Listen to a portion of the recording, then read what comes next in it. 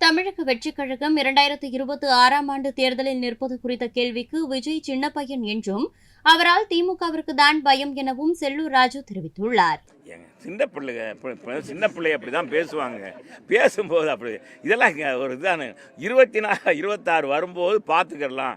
அப்போ என்ன நிலைப்பாடுன்றது இப்போவே எப்போவோ வர்றதுக்கு இப்போவே வா. எங்களுக்கா பயப்படக்கூடியது? இன்னும் சொன்னால் இன்னைக்கு தம்பி விஜய் கட்சி ஆரம்பித்தது திமுகவுக்கு தான் பாதிப்பு. அதில் இருக்க அவர்களுடைய ரசிகர்கள் அதிகமாக பெரும்பகுதி திமுகவுக்கு தான் வாக்களித்தாங்க. உங்களவே பார்த்து பேசிக்கிறீங்க, கேமரா பார்க்கல. விஜயுடைய ரசிகர்கள் பெரும்பகுதி எங்கே இருந்தாங்கன்னா திமுகவுக்கு வாக்களித்தாங்க. அது ஒரு கோபம் அவங்களுக்கு. கோபங்களில் திமுகவுக்கு ஒரு கோபம். அதனால் எங்களை பொறுத்தளவுக்கு எப்போவுமே இல்லை. எங்களுக்கு இப்போ கிளியரப்பா, ரூட் கிளியர்.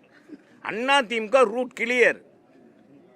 எங்களை மக்கள் இன்னைக்கு பார்த்துட்டாங்க. 450 ரூபா விற்ற சிலிண்டர் இன்னைக்கு எவ்வளவு? ஊரில் கேஸு இன்னைக்கு 1100 ரூபா. ஏமாப்பா என்னம்மா எவ்வளோம்மா கேஸு? 1000 ரூபா. 100 ரூபா குறைச்சதுனால 1000 ரூபாயா? 1000 ரூபா. பெட்ரோல் 60 ரூபா விற்றது இன்னைக்கு 100 ரூபா. அதில் 2 ரூபா குறைச்சிருக்காங்க. டீசல் இப்போ குறைச்சிருக்காங்க 2 ரூபா. எதுவுமே செய்யலை. நம்ம மாநில அரசும் செய்யலை. விலைவாசி இன்னைக்கு பார்த்தீங்கன்னா எவ்வளோ ரூபா?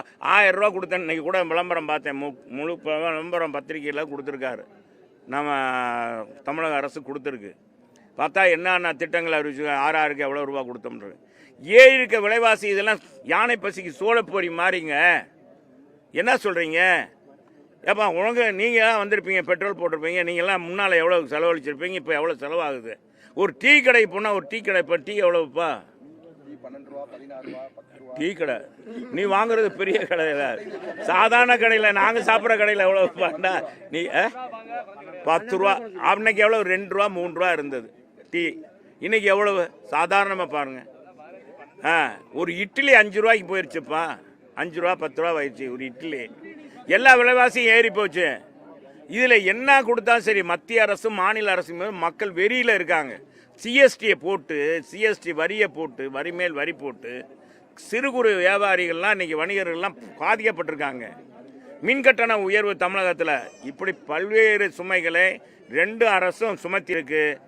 10 ஆண்டுகள் சிறப்பான ஆட்சி, எந்த வரியும் மிதிக்காமல் விலைவாசியை கட்டுப்படுத்தி மக்களுடைய பொருளாதாரத்துக்கு தகுந்த மாதிரி கட்சியும் ஆட்சியை நடத்தி. செய்திகளை உள்ளது உள்ளபடி தெரிந்து கொள்ள ரெஃப்ளெக்ட் நியூஸை சப்ஸ்கிரைப் பண்ணுங்க.